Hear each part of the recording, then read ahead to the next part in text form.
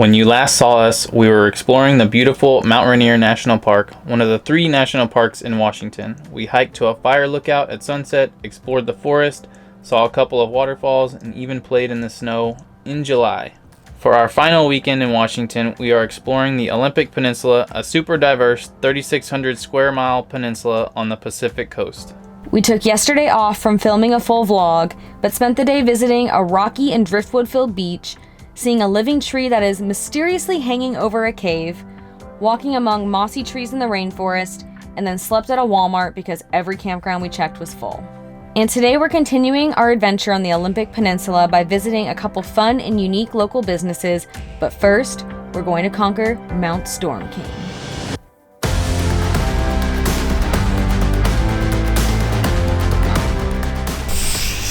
Not gonna lie, I am I mean absolutely dreading this hike. We kind of have a love-hate relationship with this hike. I love it. I do not. She does not like it so much. So let's take you back to January 2018.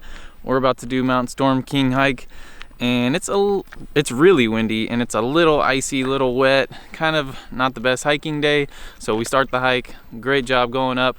We get to this section where there's ropes that kind of assist you up the hill, and we end up turning around and coming back down to the car.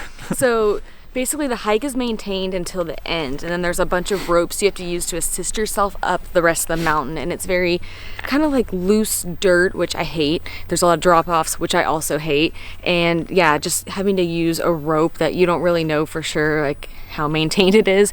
I was so scared. I wanted to cry. So we turned around and we came back to the car, and we just felt like huge failures. We drove all the way out here to do this hike, and it's not close to Seattle. It's a couple hours at least. Yeah.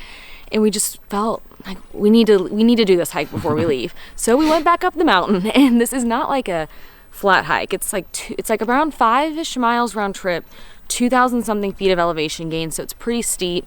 We went all the way back up to where the rope started, and we just gave ourselves a little pep talk. It's pretty sketchy, I won't lie. It's not horrible, but it's not like, I don't know. Anyway, you'll see soon, but we wanted to give some backstory on this hike. So we ended up doing the ropes, getting to the top. I wanted to cry the whole time. I was so terrified. And then we got to the top. It's so windy, I thought I was going to fly off the mountain. So we didn't stay very long. So we don't feel like we got the true Mount Storm King experience. I've kind of hated this hike ever since, but for some reason I felt like we should try it again. If you look on our website, it's listed as one of my favorite hikes, so I'm excited. She's not so much. But it's going to be a redemption hike for me. Yeah. I'm determined to do a great job today, and I'm determined to prove to myself that I can do it. People do it all the time. For sure. Not that many people die, so I think we'll be okay. I'm sorry to my mom, who I didn't tell her exactly what this hike entailed when I texted her this morning or last night. So yeah, we're gonna go do it. We're gonna conquer it. And we're gonna prove to ourselves that we can conquer Mount Storm King.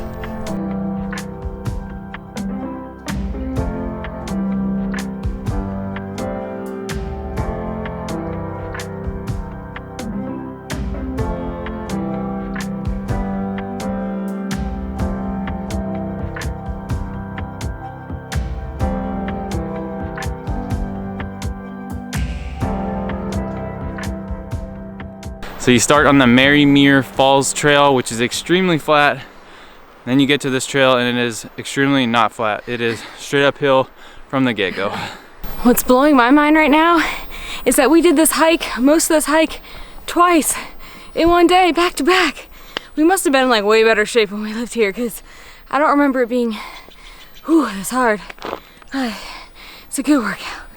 I do remember getting to the car, and she said, "Do you want to do it again? Like, we should do it again." And I was just like, no.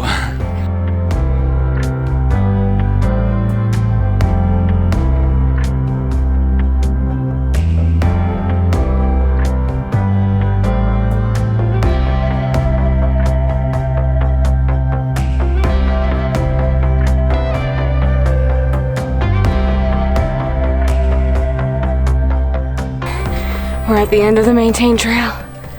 It's only sketchiness from here on out. My palms are sweaty, my knees are weak, my arms are heavy. In the words of the great Marshall Mathers, aka Eminem, aka Slim Shady.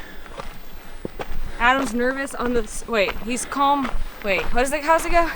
He's nervous, but on the surface, he looks calm and ready. That's me.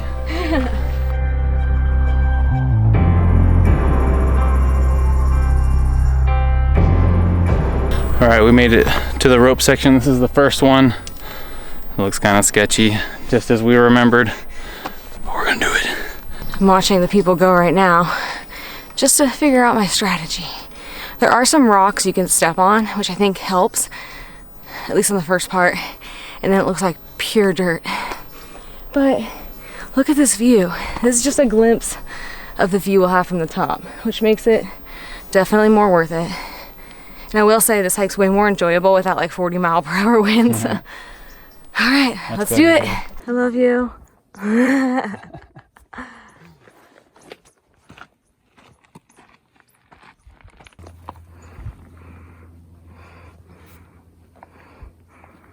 Seems sturdy.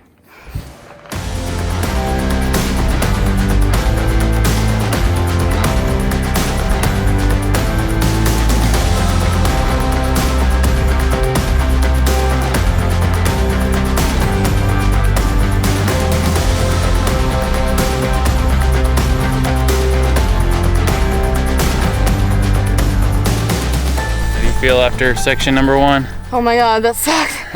Oh. It's actually scarier just standing right here waiting to do the second. Yeah, from the top it's pretty sketchy. Man. This next one is just smoothness. Nothing to really hook your feet into. Oh.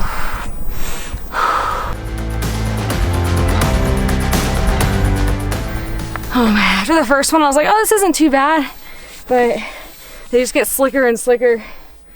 I think I'm just a wimp, so if you're like way braver than me, you might not think this is bad, but whew. We're almost there though. We're almost there.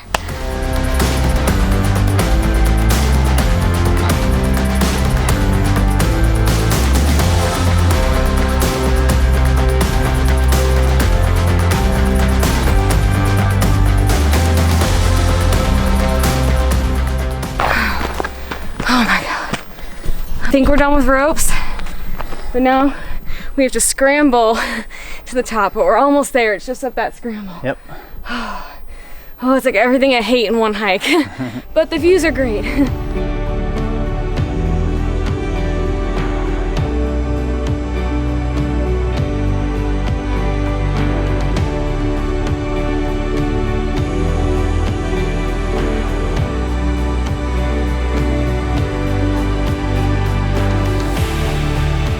We freaking did it! Oh my God.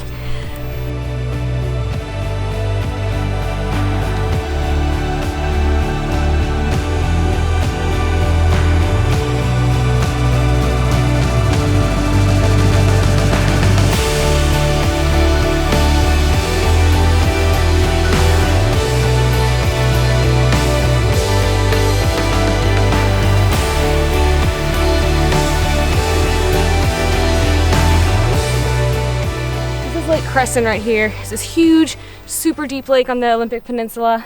You can kayak there. It's an awesome lake. And then over there, I think that's Canada. That's Canada. So wave into Canada since we can't visit you. We miss you. Hope you guys are doing well. We'll be there hopefully next year. Like I said earlier, this is one of my favorite hikes, and kind of forgot about it, how awesome it was, but being up here again, it's just beautiful. I'm glad I faced my fears to do this one with you again. Proud of you. Good job. What goes up must come down, hopefully safely and using the ropes, and yeah.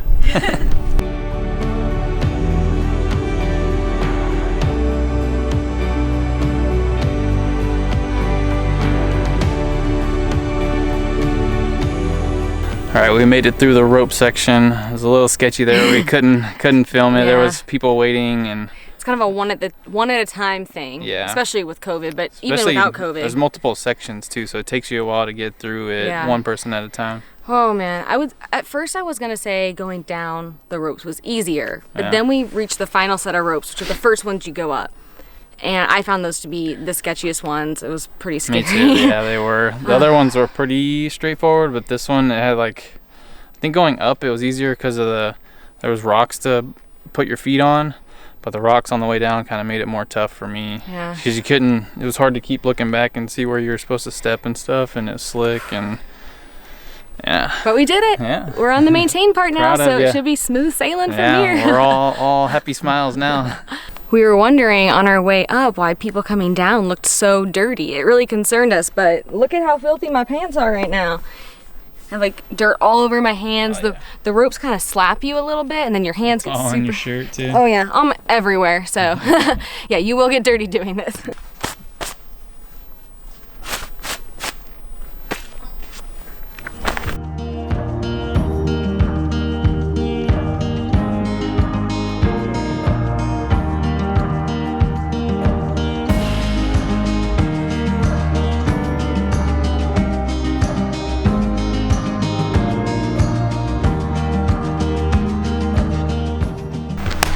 We officially conquered Mount Storm King. We're back on solid ground. It cannot conquer us anymore. No. But as we mentioned earlier, there's a waterfall that shares part of the same trail called Merrymere Falls. I think it's less than half a mile to get to it from where we are right now. So we're gonna go check that out real quick before heading back to the van.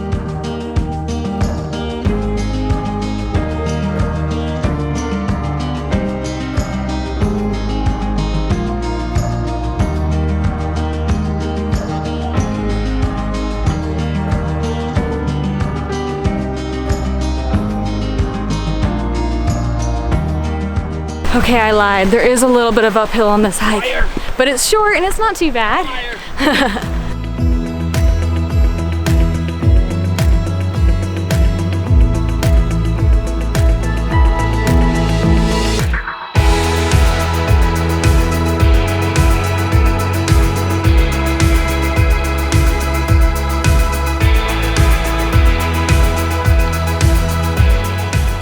That was well worth the elevation that Kathryn lied about. Just kidding. It's well worth it. Awesome. What do you say, like 60, 70, 100-foot waterfall? I don't know. Really tall. It's really pretty. It's really narrow and then it gets a little wider. It's very pretty. We made it safely back to the van, and one thing we really wanted to stress is that it is okay if you do not make it all the way to the top. If you don't feel comfortable, definitely turn back around. It's a really hard hike, and in some parts really sketchy and scary and technical. And the first time we did it, we did not feel comfortable going all the way to the top, and that is okay. There's actually a nice viewpoint before you get to the unmaintained part of the trail where you can still see Lake Crescent. So if you feel like turning around there, that is okay. Don't beat yourself up like we did the first time. If you do this hike though, make sure you wear good shoes because you want to have a nice grip on some of that gravelly part. I'm glad we did it. I don't think I'll ever do it again, but I said that last time, but I am really glad we did it on a nice, clear, not windy, cold day this time. We're all freshened up, and now we're gonna head to a place that'll hopefully make us smell a bit better.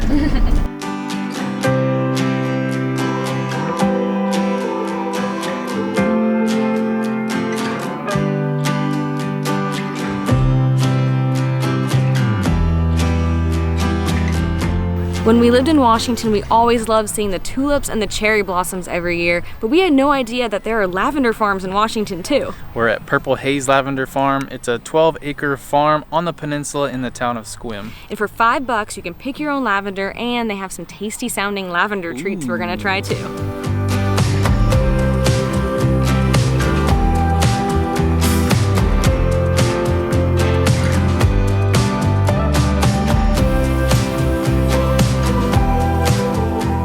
Time to get cutting. All right, so we're out here picking lavender.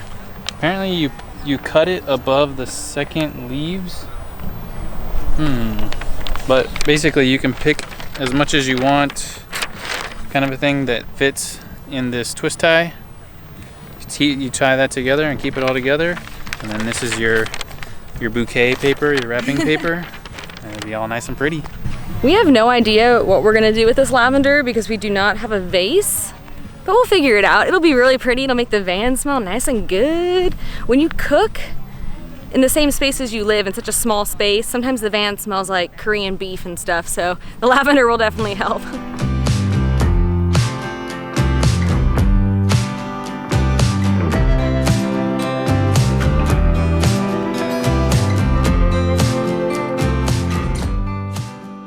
My first lavender. There you go. Always remember your first.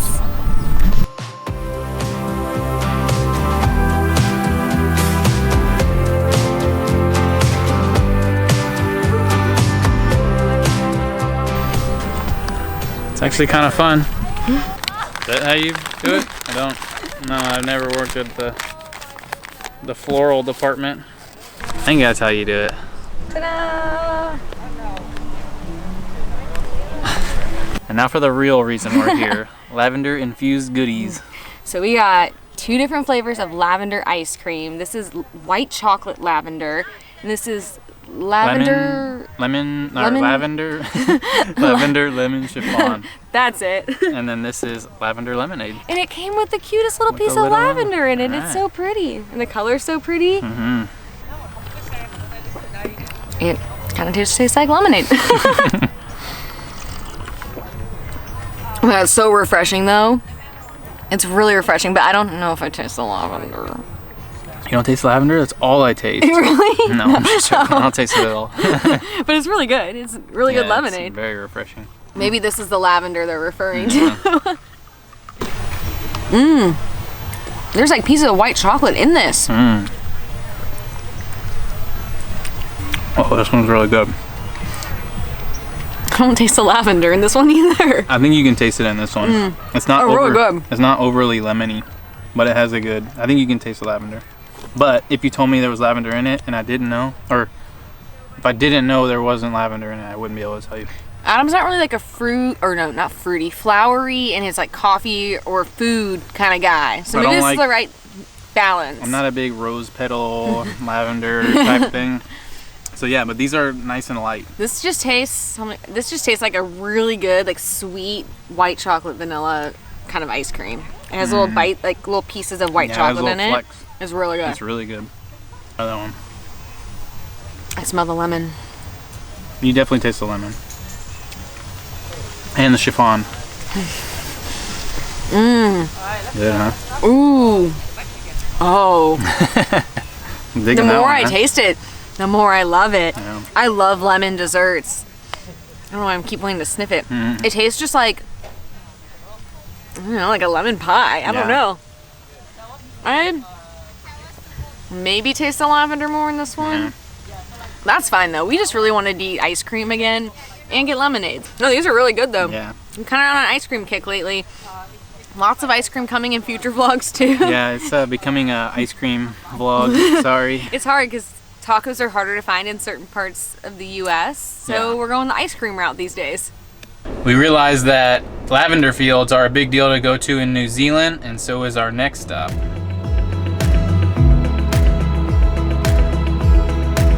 So we drove about an hour, 15 minutes to the Kitsap Peninsula, which is right next to the Olympic Peninsula, because y'all, they have a Hobbit House here.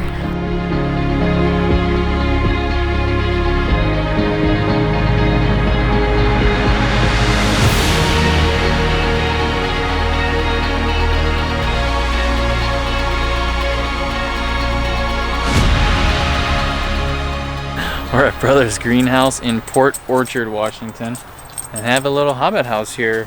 They built it in 2015, and it's just a fun little photo stop. So due to COVID, you cannot go inside the Hobbit House, but normally you can, but we creeped in the windows, sorry Hobbits. And there's a fireplace in there. It looks so cool. So we'll have to come back and check it out when you can actually go inside. But it's just such a random thing that we didn't know existed until like a week ago. Yeah, super and cool. I guess you don't have to go to New Zealand to see a Hobbit House. Still want to though. Can't wait to go there, but this is a nice little teaser, I guess. And I'm full disclosure, I've never seen Lord of the Rings. I did read one of the books growing up, but I mean, this thing is just so freaking cute and cool. Like, you can't not get excited about this.